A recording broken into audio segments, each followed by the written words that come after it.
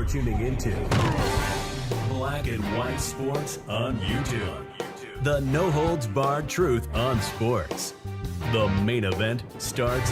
All right, Black and White Sports supporters. Well, here I am, only 2 hours removed from having put up a video involving Alyssa Thomas, Caitlin Clark on the Matrix and Roadshow channel involving the media. 2 hours ago. 2 hours later, I'm making another video involving the media and Caitlin Clark and Alyssa Thomas. This one, Annie Constable. Yeah, of The Athletic now, who goes on and starts a rant about the Caitlin Clark, Alyssa Thomas coverage in only a way a WNBA reporter, journalist could, if you want to call them that. Again, folks, for the umpteenth time, you don't hate the media enough. You can never hate the media enough. And I've told you guys over and over and over again, this entire league is ate up with agenda. If you check the right boxes, well, I hate to say this, it looks like eventually you may get away with murder. I mean, I'm just keeping it real.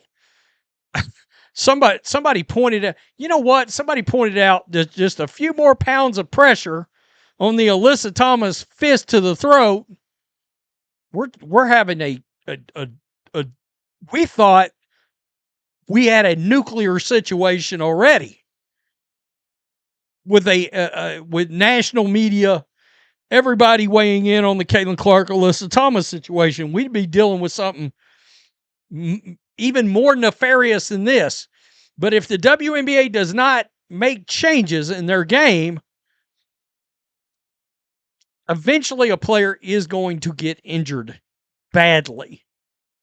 Okay, badly. And let's just do this right here. When you start a rant with a laundry list of DEI social justice checkboxes, yeah, you can save your rant. We're good. No, we're going to listen to it. Why not?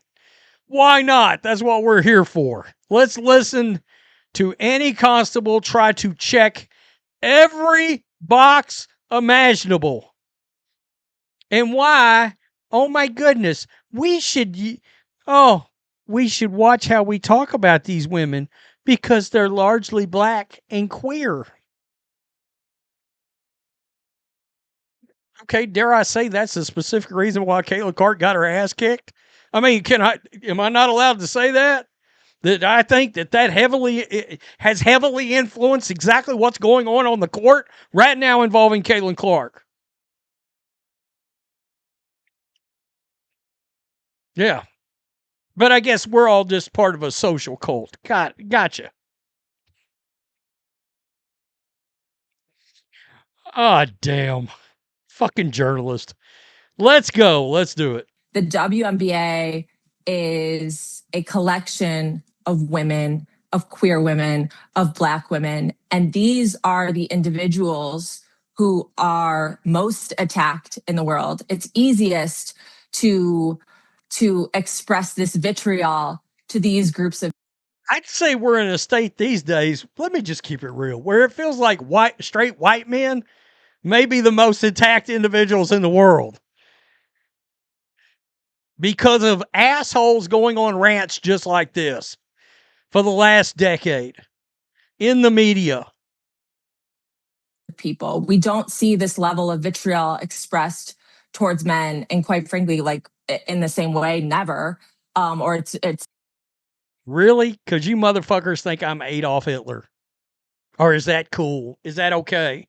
It's all right to just say that out loud. Never attacked. Okay.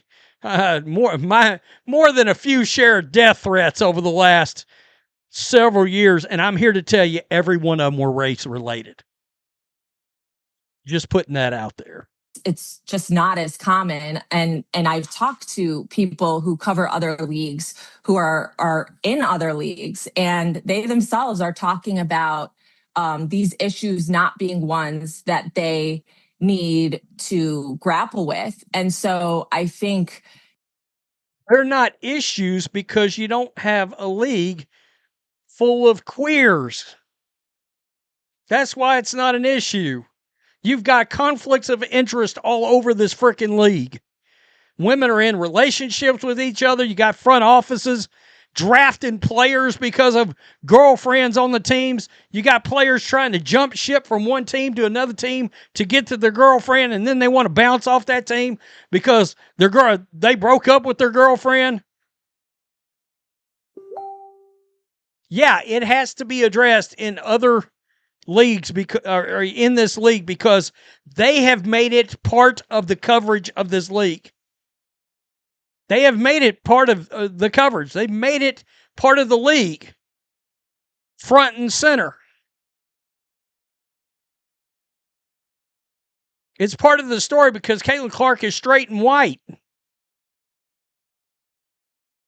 That discourse takes away from the greatness of the game because this game can't just be a game. These moments. Whose fault's that? It's the people in charge and the people that's built the league and a large number of the hateful players you've got in the league. That's not our fault, the ones that's covering it. We're just calling it out. Don't be like that. Get different people leading the charge. Get different players. Douche out your league. Can't just be tense moments between competitors because it always. A fist in the throat is not a tense moment. Shut up. Blows up into what we're seeing now, which is, again, really ugly discourse and players at the center of it. Like when you think about Alyssa Thomas, right? This was a foul that should have been addressed. The league addressed it. And, the world keeps moving. But now Alyssa Thomas is on the receiving end. Like this was any other foul. Like there wasn't a fist in the throat, a knee to the private parts of a woman, the groin area that everybody saw, a forearm to the face, weight put on the player. By the way, there was a attempted stomp that she just happened to, luckily she whiffed on. If this is considered a typical foul in this league, then shut the whole damn thing down. Shut it down. Of racist comments on social media, hateful comments on social media, that it gets to a level it just shouldn't ever get to. And for what? For what? In defense of Caitlin Clark, that's not something Caitlin Clark wants to see other people in the league going through. So it's just, it's something that I keep hoping and praying levels off, but I haven't seen that yet. Brave, stunning, and courageous comments by Annie Constable. Do you notice how she made sure to shift the responsibility off of Alyssa Thomas onto something else? And she tried to characterize this as really just another old foul. Well, if this league and the people that cover it believe this is just another old foul, then everybody involved needs to be douched out. Get them out.